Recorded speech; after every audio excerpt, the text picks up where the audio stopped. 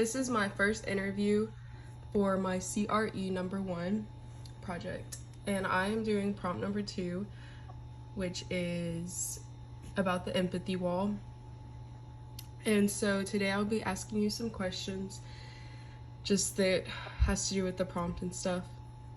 And okay, so an empathy wall is an obstacle to the deep understanding of another person or group. So that's something you might want to consider when answering these questions. And then, okay, so the first question for the interview is describe a single group that you have had an empathy wall with.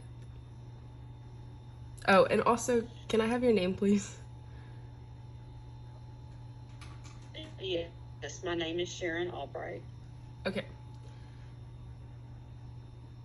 Okay, so the first question you said was a group that I might have had an empathy wall with? Yes. Okay, so honestly, when I think about it, I think about the fact that there's a lot of people that are in a different financial class that are on some sort of assistance, like food stamps or other types of government assistance, government housing, and things like that. And I have a hard time sometimes having empathy with them because I feel like they're being given things. And so, because of some of my beliefs, I just think that that's probably a group that I would identify an empathy wall with. Okay. And then the second question is discuss where your wall stems from in your socialization, so like family, peers, the media, religion. And socialization is the process by which we learn the norms, values, and beliefs of a society and learn to function as its members. So like it's kind of like what's acceptable, what's not acceptable, what's normal. So something like my professor talks about a lot is what's normal, natural, right, and good. And so that's kind of what you may think is normal, natural, right, and good. So a lot of what I believe, and I think that it affects me that way, is the things that I was taught growing up. We had a real close-knit family, and I had a dual parent home. I still had mom and dad there, and they taught us right from wrong and kind of set the examples. And I think what would create this wall I would have when I talked about, people that get the assistance from the government for not having certain incomes is I was always taught to, you had to work to earn what you got.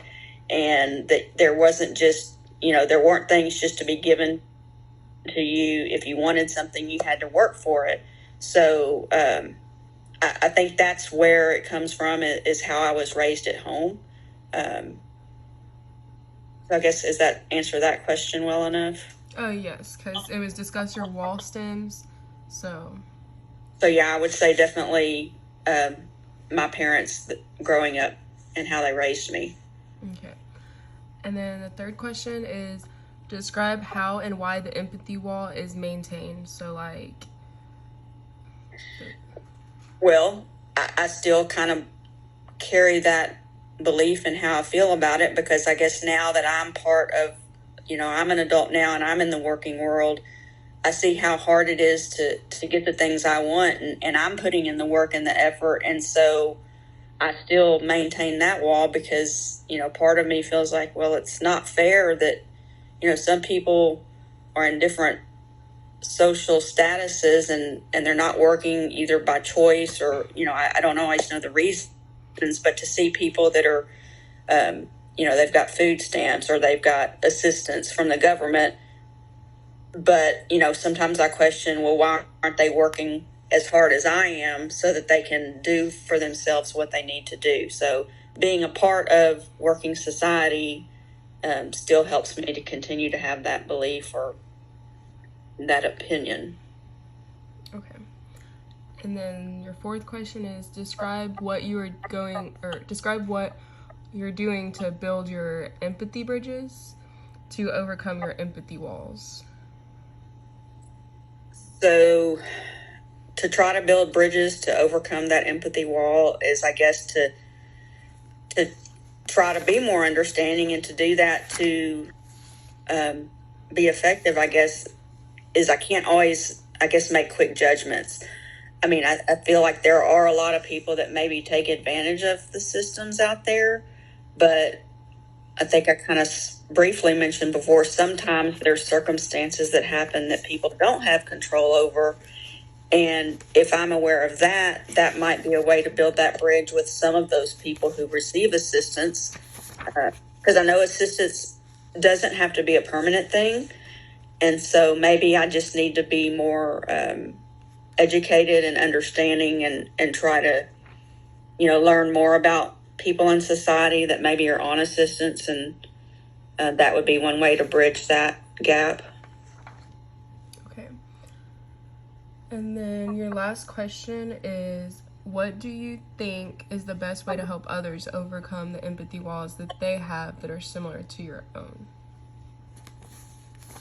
So being any empathy wall, not specific, but something similar, I would say is knowledge is key, and knowing the whole story, and being open to hearing their side of the story, because I think a lot of maybe the empathy walls that exist are because of, just like you questioned before, it's there was something that helped us to be the way we are, and so in order to overcome that, we have to be open to the fact that there are other beliefs out there, there are other experiences out there, and we just have to try to be more open and receptive to hearing everybody else's side of the story, and that would probably help people to overcome those empathy walls.